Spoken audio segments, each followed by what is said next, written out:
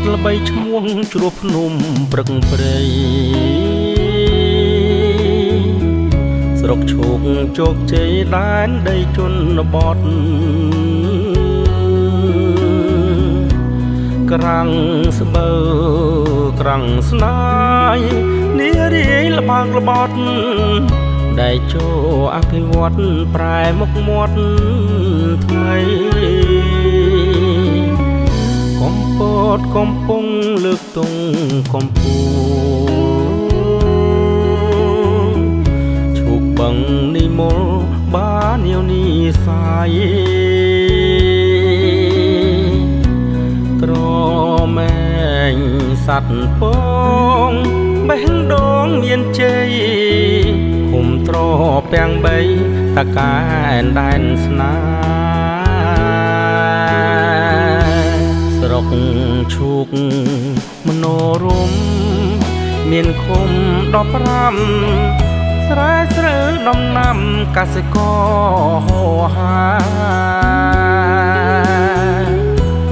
ទីរំមនីឋាន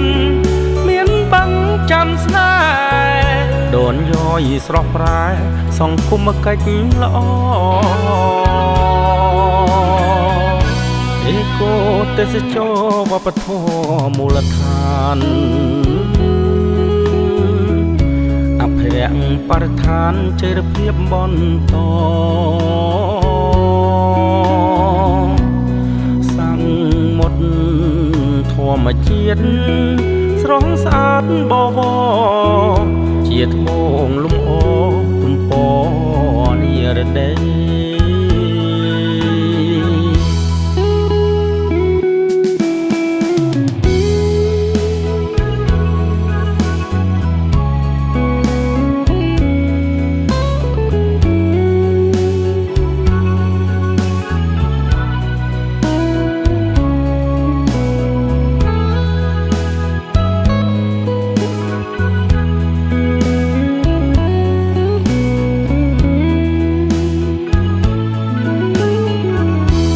ស្រុក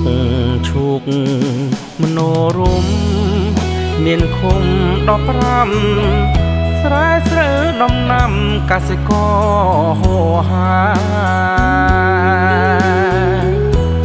ទីរំមនីឋានមានបាំងចាំស្នេហ៍ដូនយោយស្រស់ប្រែសង្គមកិច្ចល្អអេកូទេសចរវប្បធម៌មូលដ្ឋាន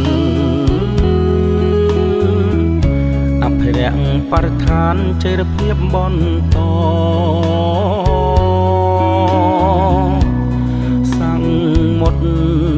ធម្មជាតិស្រស់ស្អាតបវរជាត្បូងលំអ